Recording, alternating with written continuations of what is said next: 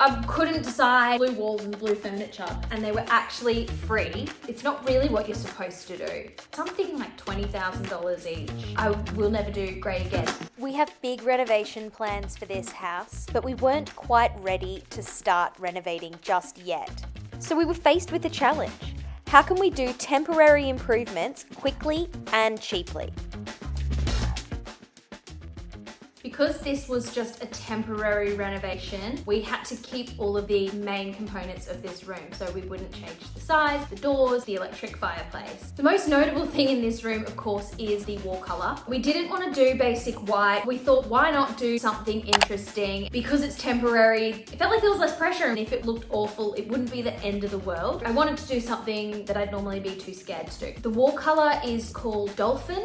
I always like to try to use the brands and the suppliers that the tradespeople recommend because they get a trade price. I know that that's a way that they make money. I really think it's the right thing to do to support these types of people where possible. I really like it. Everyone who comes to our house comments on it and says that this room feels very soothing. It's definitely made me think that I want to do more adventurous wall colors in the future. In fact, when you go into white rooms now, by comparison, they seem so bland, I think. I like bold colors, and I'm glad that I chose this. So the flooring previously was this sun-bleached pink carpet, and we just wanted something fresher and lower maintenance, good for kids. We chose a grey lino. We actually didn't choose grey. About a week or two before it was scheduled to be installed, they contacted us and said that they didn't have enough of it, and so we had to choose a different colour. And so on the spot, we had no choice but to pick this grey colour, basically. I've always been undecided about grey floors. I've always suspected that I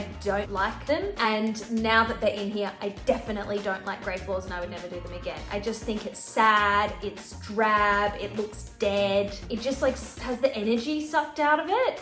By comparison, our walls have plenty of energy in them, and it feels nicer and it has a vibe. So I will never do grey again. But for this job and everything, it's fine, and it's really functional, and it's really cost effective. Now, the sofa, we didn't have a sofa for this room. I couldn't decide, and sofas are so expensive. It feels like such a commitment, and I was scared of making a decision. I got them on Facebook Marketplace, and they were actually free, and I just needed to arrange for collection same day, and it cost about £100 for two men to come and deliver it. So they were free. I would have never ever chosen these sofas, this color, anything if they weren't free, but because they were free, I was like, rightio, let's go for it. Now we've got this blue room, and now we call it the blue room. It's got blue walls and blue furniture. We'll just keep going with it, why not? I love Facebook Marketplace. You can always find good stuff on there. Things appear on there and are gone again in half an hour, so you've got to kind of just browse regularly. So yep, got my free sofas in here, so that was a budget choice. The reality of this room is in day-to-day life, it's actually becoming the baby gear room, but I try to just keep it down one end of the room so the other end of the room looks a bit nicer. Then I have a few other bits in here. I have the large bird of paradise, which I also bought on Facebook Marketplace. Love that.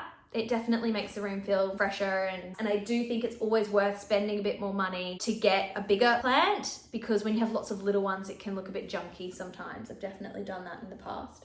We do have radiators either side of the fireplace, and we chose to paint over them. It's not really what you're supposed to do. I think it can flake off and not really last that long, but we don't need it to last long. So for now, just painted over it with the same paint. It's fine for what we need from it, and it's got rid of the radiators so I don't have to look at them. The mirrors, I intended to have 3 going across the wall, but because of the odd shape of the wall and how they'd have to be hung, I thought they were going to be too close together, so I only hung 2 of them. They work really well at bringing some light into the room and reflecting back the garden. I also have my disco balls. These are inspired by, I think it was Kelly Wersler, that were something like $20,000 each. And I think I saw on TikTok someone had them and that they made them themselves. So I made these myself. It's quite time consuming. I would actually like that they drooped more. And so if I made any in the future, I would make them very much looking like they're melted, because you don't quite get that vibe from them now. They just look a bit weird, but they can look fantastic. I've had them in various rooms in the house. They reflect light everywhere and it's really incredible. So maybe I'll make more in the future, I don't know. At the moment I have an orchid in here, which actually the flowers on it are fake. So what I do is when an orchid dies, I put these fake flowers and just stick them in. And up close you can totally tell they're fake, but from far away you can't, and it's a bit of a vibe, bit better than like a sad little orchid leaf, you know? Lessons learned is I won't use grey floors ever again, but I definitely will use brave colours on the walls again, because it's really makes this room enjoyable. It makes it interesting. It makes everything you put in here interesting. It's just more enjoyable to be in this room because it's not white. I think ideally if this was the space I was stuck with long term and I was willing to spend a bit more money on it, I would like to just do 4 really large armchairs, but that's not what we did.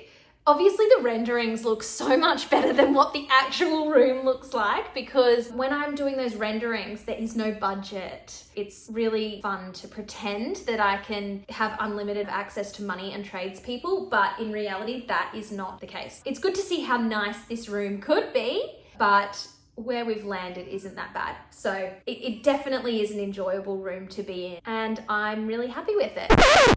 Hold on, I forgot to mention the budget. Okay, so here we go. The painting was $300. The floors were $500. The sofa delivery was $100. Bird of Paradise $100. Mirrors $200. The artwork I already had, and the disco balls were DIY. In total, that's £1,200 for this makeover. But considering I will reuse the mirrors, the sofas, and the Bird of Paradise in the future, it only really cost more like £800.